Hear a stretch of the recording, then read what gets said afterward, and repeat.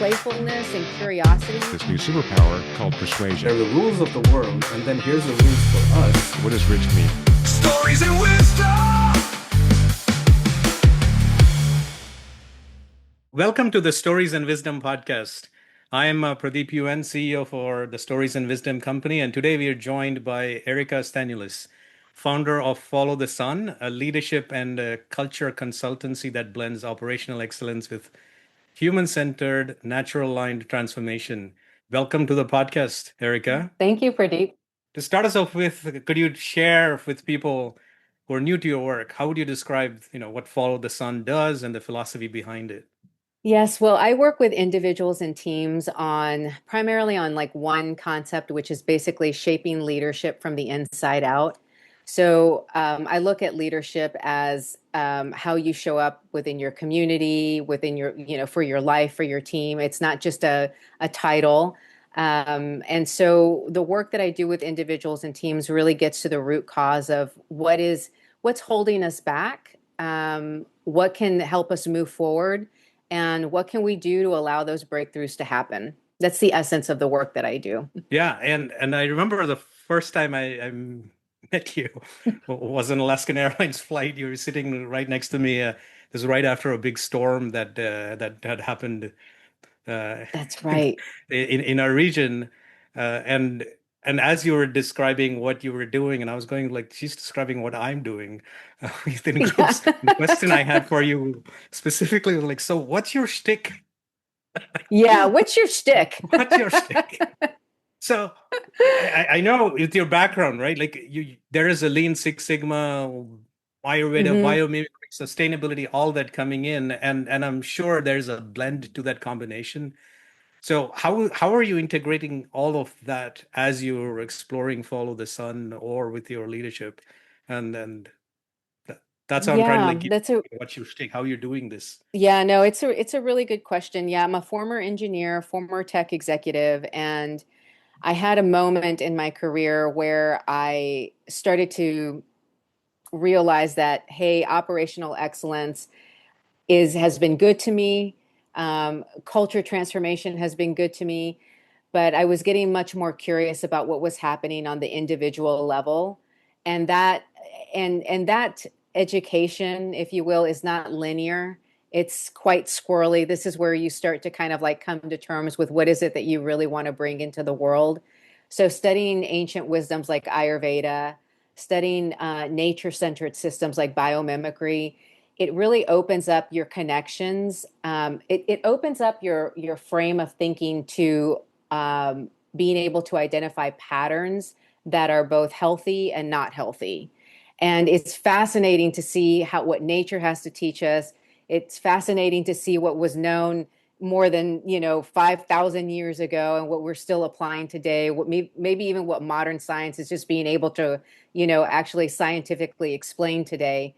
And all of that is necessary, and not only my own journey of shaping my leadership from the inside out, but it's also helpful for me to be able to hold space for others to do that work as well. So for me, my journey was about learning a lot of different things about the way the world works, getting in touch with where I was holding back, where I wanted to move, where I wanted to grow, and doing that inner work so that I could basically support holding, complex conversations, complex team dynamics, design issues that seem to not be able to have, any openings or opportunities. So that's a little bit of how I'm bringing what I'm bringing to the world.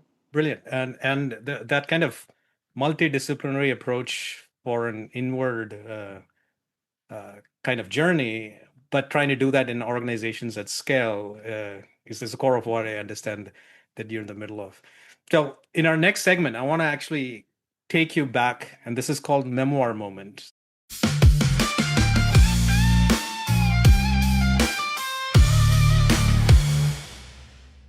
In Memoir Moment, we kind of have conversations with our guests to look back and share like a formative experience. So looking back, what's a story that you feel was the beginning of the work that you're doing today? I know you already gave a like, here's your background and experiences and how you went in, but what was that spark? Like, where did that origin story start? Yeah, it's interesting. I feel like I have two of those stories. Yeah, I'm trying to think of like which one would be, which one do I share?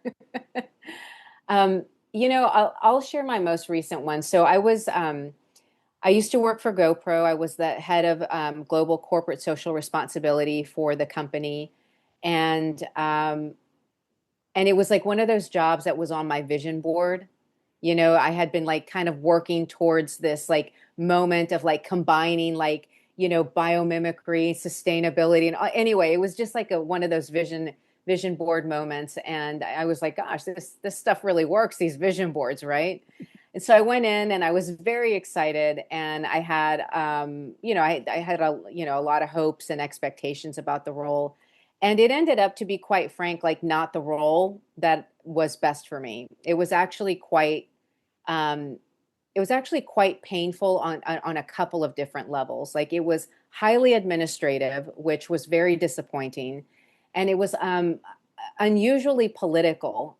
So there was a lot of competing priorities, a lot of big personalities, and a lot of different ideas of what corporate social responsibility really stood for. And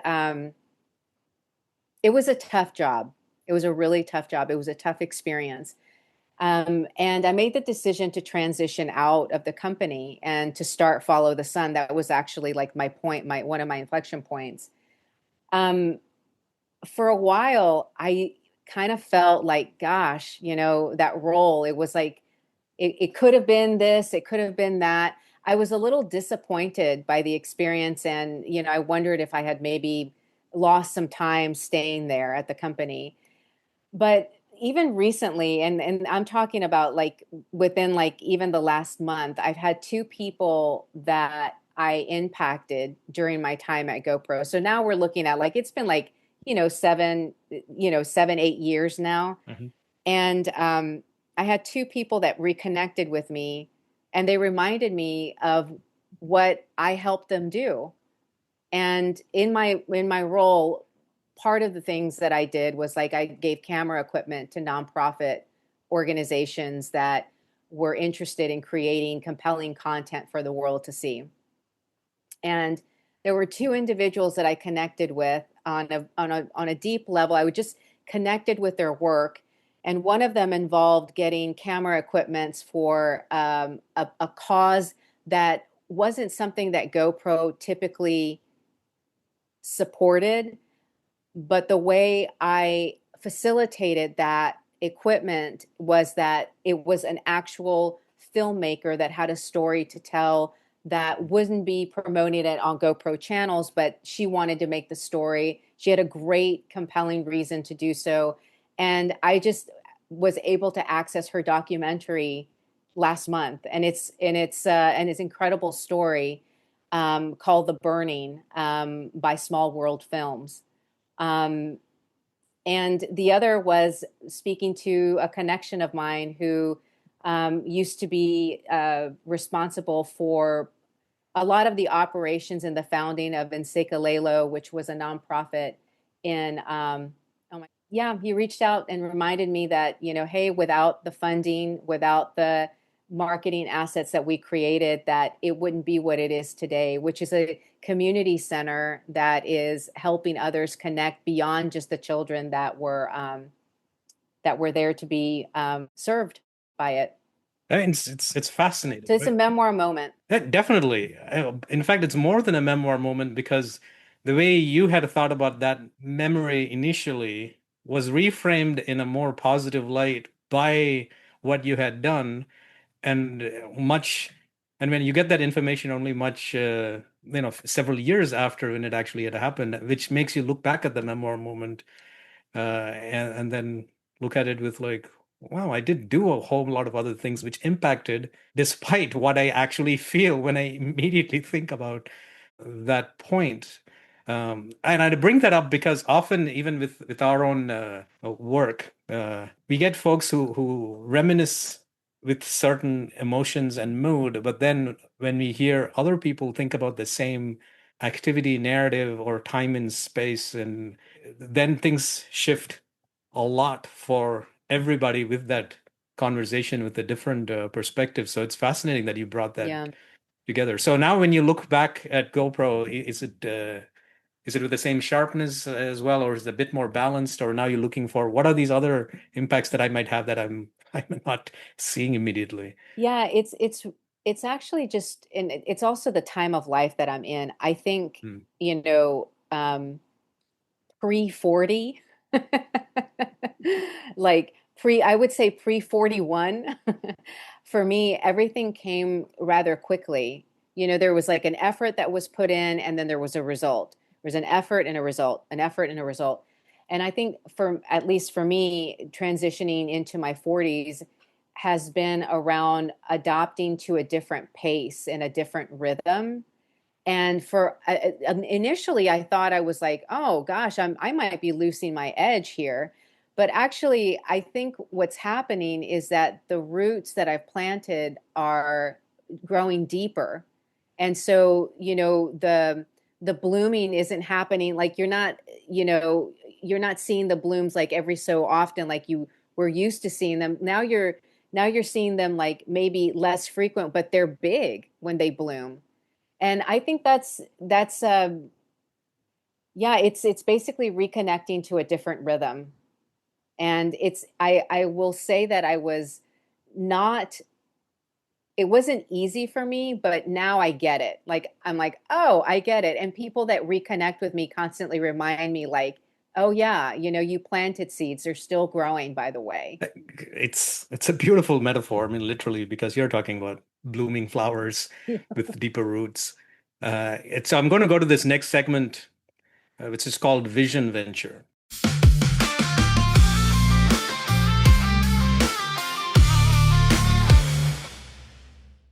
This is about what's next, what's emerging, what's calling your attention forward. And you already brought in the metaphor of the deep roots and then the flowers blooming. So what's a future venture or evolution of your work that you're especially energized about? Like we were looking at another 3, 5 years, how if that's how you're considering it. Yeah. So anything that you want to share with that? I'm like, as I mentioned, I'm going through this and I'm interested, like, I'm at the beginning of bringing this to my clients. I think a lot of us think about the future in short terms, like in short term sprints. And right now, I'm doing a lot of reading and a lot of inquiry around what is a great frame of mind when it comes to like future thinking. And what I'm finding is that 10 years is actually like a really good frame to look out. And when I look back at these moments of like, when I had this vision board and, what the things that I wanted to do, when I look back at those moments, it actually took me about a decade to get to those vision board moments. So when I Hmm. look back and I think about like landing those big, those big life moments that I wanted to, it was taking roughly around a decade to arrive. And so I now that I'm reflecting back and taking in new material on future thinking, I'm realizing that that might be a really interesting way to design life and to design our future selves and to invest that time into thinking into those longer frames instead of just thinking about it quarter by quarter. um, I've been experimenting with like what does it feel like to give yourself a short amount of time to achieve something great and big or meaningful to you versus like giving yourself a spacious amount of time to achieve that. And what I noticed just even within my body is that I begin to relax and access playfulness and curiosity when I engage with a longer timeline than when I do the shorter timeline. And that to me is a clue that I'm on the right path because when I feel relaxed and playful and curious, then I'm really able to meet the moments in the world that kind of get presented to me. I'm able to play with them. I'm able to be curious about them, engage with them. It doesn't seem like, oh, it's this other thing that's coming up. It actually seems like serendipitous. Now, these are insights that we are doubling down as well, because the playfulness, we've kind of gone with the intentional gamification Hmm. because the play is designed in it. So when you're telling a story, but it's gamified, then you're actually invoking a level of curiosity, but it's designed to do that. So if folks who are in that operational short-term quarterly world, and unfortunately, as you know, that's the majority of people, Yeah. they need a designed systemed experience for them to pause and allow themselves to play, allow themselves to be curious and not think about how is this connecting up to this quarter's KPI or today's action list. Yeah. And then that's why when you're leaning in on like, well, playfulness and therefore I'm onto something is how we completely resonate and connect with uh, as well. Uh, so with that insight, what does this venture look like for you? Like, how are you taking this to customers? Or uh, if you haven't gotten down beyond the discovery part, then that's totally fine. But then it feels like you're onto something, and I want to Yeah. see what is this follow the sun Yeah. next thing that we could be on. Well, thank you for asking. I engage with clients in a couple of different ways. Well, three ways actually. One way is one-on-one executive coaching. Another way is team retreats. So, like intact teams from companies, and I work with them. And then also, I also have these creative break salons that are open to the public, if you will, that are open to all leaders that are interested in experimenting with this like future thinking, time travel, and kind of like pushing the limits of creativity and curiosity. And so these are virtual retreats for right now. They're typically over a weekend. They're scheduled Saturday, Sunday, like from 10 to 12, and then 2 to 4. So you have time to sleep in, then time to take a luxurious lunch, and then time to keep your evening plans. So you work for these 2 2-hour blocks, and with plenty of time to integrate. So that's something new that I've started to offer, and I'm pretty excited about it. Is that a cross organization or same organization, same industry or cross industry weekend? It's cross organization, cross industry. That means like it's completely open Mm, to who's interested in. And so I usually have a little bit of prep work that I do with each participant that's interested in attending.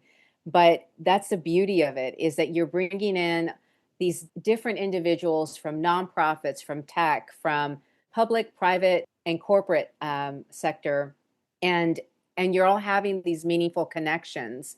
But it's just even beyond that too. It's really fascinating to see what happens when people start dreaming and getting curious together, especially when it's a multidisciplinary group. mhm. That to me, like that's where you start getting an added level of not only thinking but support.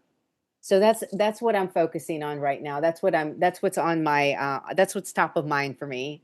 I know that's actually a very exciting program that you're actually describing because it's cross-disciplinary. There was a book, this is about a couple of decades old, or maybe a decade and a half old, about cross-disciplinary innovation Mm, work that I remember the first half of the chapter, or the first half of the book was, or a segment was around the Medicis. So I think the book was called The Medici Effect.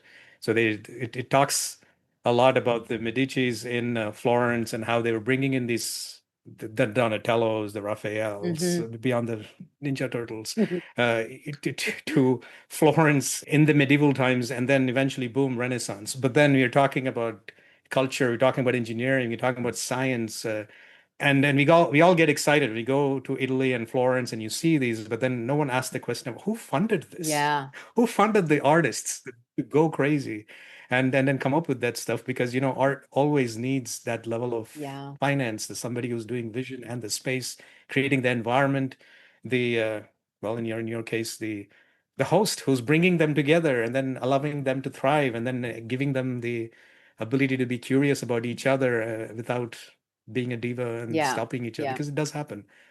So for some reason, when you're describing that, I feel like you're bringing that up of the Medici effect. No, thank you for I love that. I'm going to actually reflect on that and actually explore that a little bit more. I feel like that could inform part of the design that I'm doing, which is fascinating. Thank you for sharing that. The second or third part of that book actually describes some of the ideas that came out. I can't believe I remember a book from 2 decades ago that I read.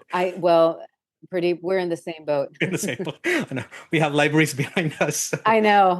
I think it was about a venom of a spider that was used for some means, or it was the web that the spider was spinning, eventually leading to a textile improvement. Interesting. Like it was one of those things. It was either I remember the spider, and I remember that going into a completely different field, whether it was healthcare or the web into textile. Is where I'm like, okay, I'm calling I read the book 2 decades ago part, but I don't But remember no, that. actually that is tracking a little bit. That has happened quite a bit. But yes, I'm following your thread. I got it. We don't have to remember where it came from. I got it.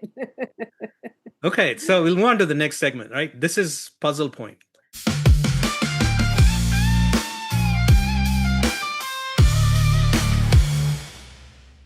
So puzzle point, now that we've talked about what you're venturing or going into, and it can be the same, it can be something else, but something that you're currently navigating or sitting with. And it could be, again, you're even sharing a bit more about the work that you're doing internally, but this could be the organization and the company, or even with your client.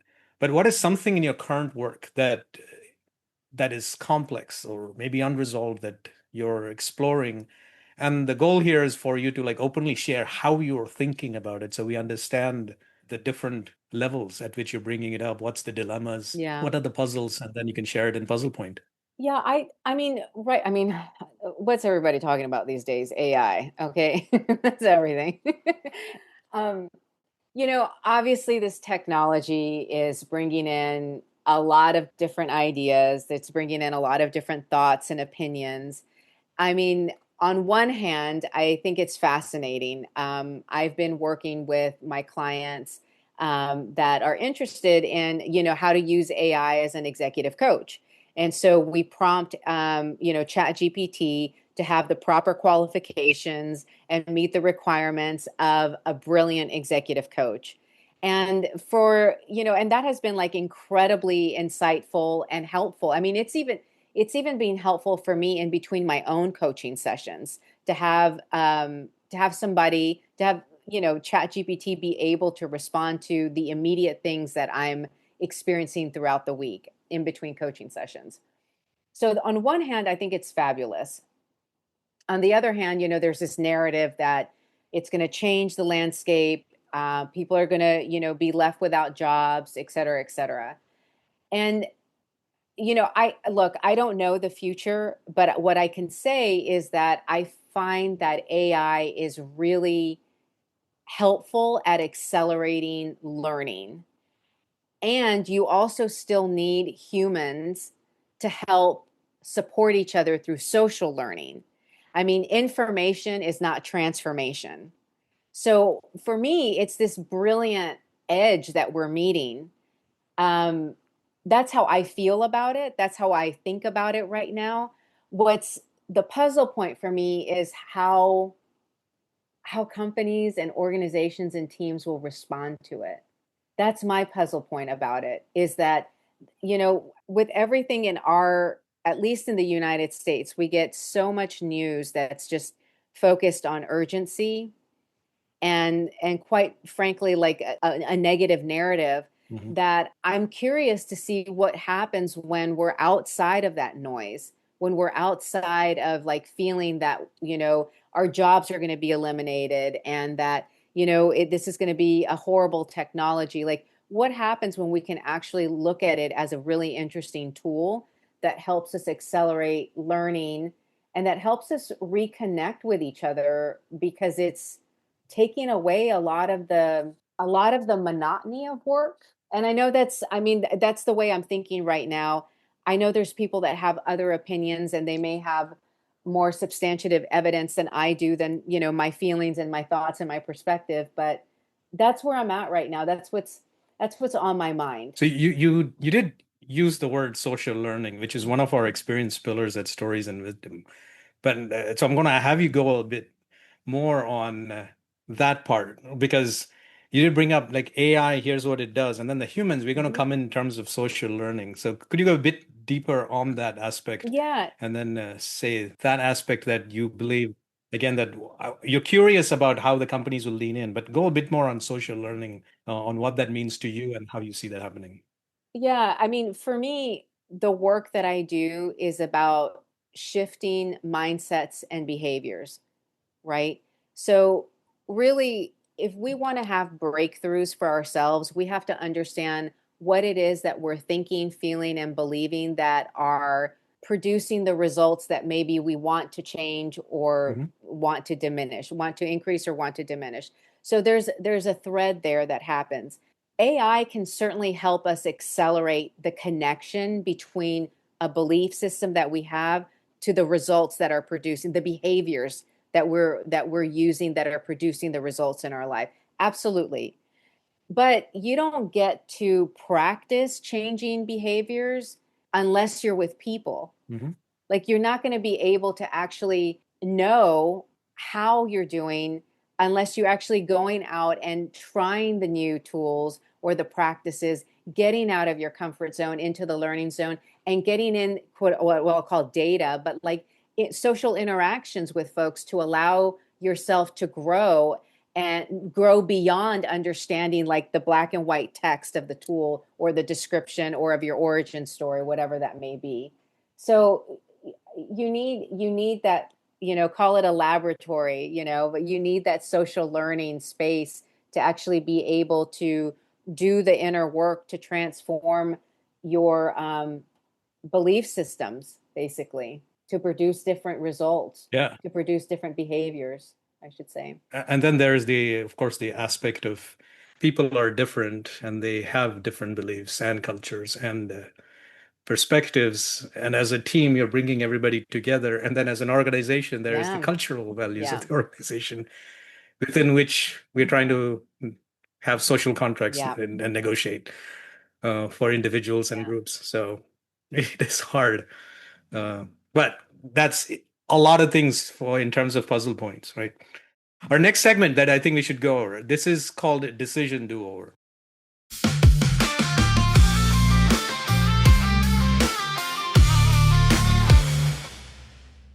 So we've talked about the vision venture, we've talked about puzzle points, but all leadership journeys and have a lot of twists, and you already shared a few.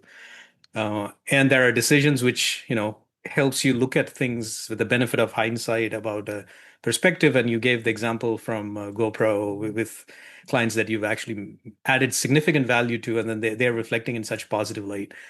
Now, looking back, are there decisions, approaches that you might have done that with the wisdom that you have now, that you look back and you go, uh, this is a decision that I'd have a do-over about? And then what would that be? How are you thinking through that?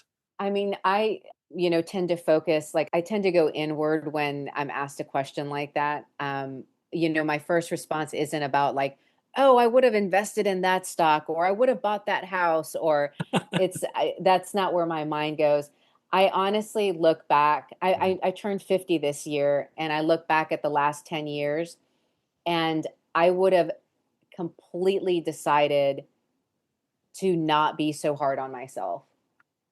If I could go back and tell myself to consider using a different strategy than I had been using in the past, which was to kind of push, get things done quickly, get things done right, you know, I would have decided to adopt different strategies that would have been more that it would have been more aligned where my new rhythm was moving towards. Because I talk about, like, planting seeds, and I expected quick growth, and then a very romantic story of like planting seeds and now they don't bloom as often. Like, that transition was not easy. It was not easy. I mean, it was thorny, to keep on on the, on the flowers and the blooms metaphor here. So I would just go back and I would just, decide that there's multiple ways of impact of growing and contributing to impact, and that, pushing, getting there first, doing it right isn't the only way. So, I mean, in terms of me trying to summarize or even reflect on what you were just sharing, like there were moments where you were prioritizing performance, Mm-hmm. and then maybe it's not just well-being. Later, you're talking about like a wholesome approach to performance, because I don't think this is diminishing performance. It's just you're just adding more variables on which you're also going to be watching out for performance, well-being being one of it. And I wonder if people who are listening to you, and they might be at a different part of their on their journey, but could they get this wisdom and then have a pivot moment, which is at a different career path? Like maybe they're just straight from college and already thinking about like, whoa, why wait when I can do that now? In which case, how should they be looking at it? Because experiencing and then looking back and getting wisdom still needs reflection, but are there reflections and wisdom that they can get from you on this? In which case, how do they think about that? Or is that no, you'll have to experience before you get this. This is not a fresh from school game. Yeah. You'll have to get your scars. Yeah. And I use that term like as an experience before you can appreciate, understand this. I think about that a lot. I think it's such a good question, Pradeep, because I do think about that a lot. Like how much of this is just wisdom through years of experience. Like I know when I look back on my life, I don't think that I could have, like there's nothing that, like, first of all, there's nothing I regret, and there's nothing that, like, I don't find myself have been so different in experience than my other peers, right? Like that I did something so like off or whatever. I mean, I guess maybe there were a couple of things that I did do in my career that were probably non-traditional in comparison to my other peers. The job market when I came into it was very different than it is now. So I frequently did take sabbaticals in between jobs, and I don't regret that at all. I would frequently take like 3 to 6 months in between job engagements to go and surf or to hike. And it was part of me becoming who I needed to be. So, I'm trying to go back to the question that you asked, which I think is so profound. It's like, what can you translate to somebody that's kind of coming into the job market right now? I think what I would share is that, yes, number one, if we can ease up on how hard we are on ourselves, that would be really great for all of us. I think that's one thing that I think all of us can learn at any age. And I also think that there's just this, I did not have an attunement. I didn't have an awareness. I didn't have an education about performing under different rhythms. And I think corporate is really good about teaching you on how to perform at a certain rate and a certain pace, but it's not the only way. Performance has been kind of obliterated in our corporate culture in a lot of ways, and it can actually be a lot more organic than we realize, Right. with still clear results. Yeah, and I'll have to agree 100% with you. And I get the same sense even with my own experience in terms of it almost felt like I was taught a new rhythm of business in corporate. Then I had to unlearn all of that and then realize, wait, feels much better and I can breathe. Mm-hmm. I still need to know where you can hike for 3 to 6 months, but I can barely last. No. Barely last Yeah, an hour. no, I did not hike for that long. It was a peppered in there in between the months. Like I thought you were going to say, I started in Peru and then ended up on the other side of Chile. Oh, it's funny. Which also is fun in wine country. Yeah.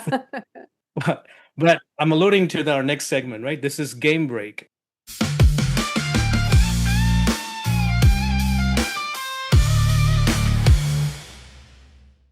So game break, it's much. We lighten up. It's a quick round of this or that. I'll just give you two options, and then you just see one that feels Okay. more you. And I think we have like 3 or 4 prompts. First one: stillness or movement. Movement, but intentional movement. There you go.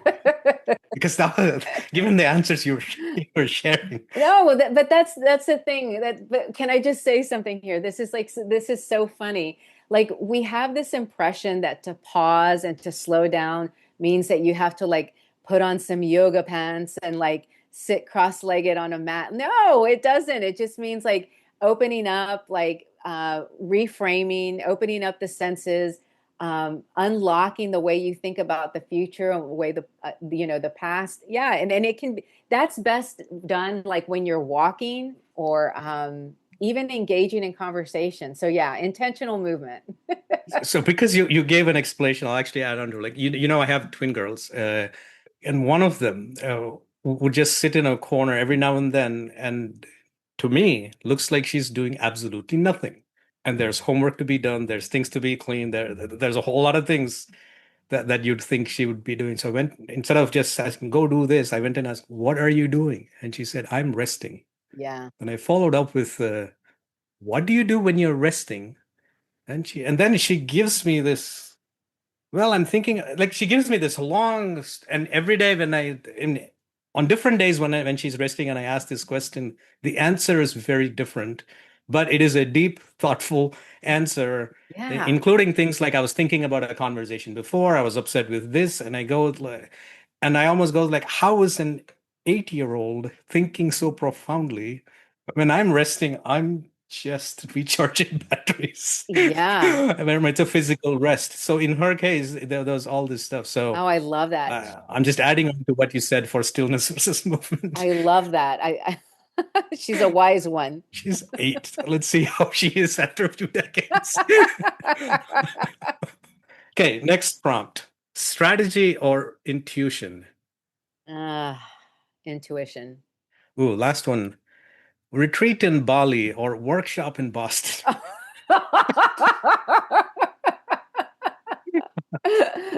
How about a workshop in Bali? That's actually, because I've lived in Bali and I did a lot of surfing and yoga in Bali, but I think Bali is a good place to go and design something. It's a good place for creators and artists. So I would rather have the workshop in Bali. Excellent. Yeah, that's so funny. But not to throw shade on Boston or anything, okay? Because like, they're nice people over there. and you have done workshops in Boston. Yeah. So. Okay. I think that was all of our segments. So, but before we wrap, Erica, thank you for bringing your vision, reflection, warmth, and energy to the conversation. Absolutely. And before we wrap, I do want to ask, where can listeners follow your work or learn more about Follow the Sun? You can visit followthesun.io. And if you want to reach out to me directly, it's erica@followthesun.io. Great. So thank you once again. It's kind of rare to see somebody who's integrating inside work with strategy and also is, leaning more on stillness and also thinking about movement at the same time. Yeah.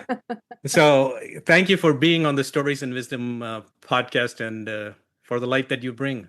Thank you, Pradeep. I appreciate you.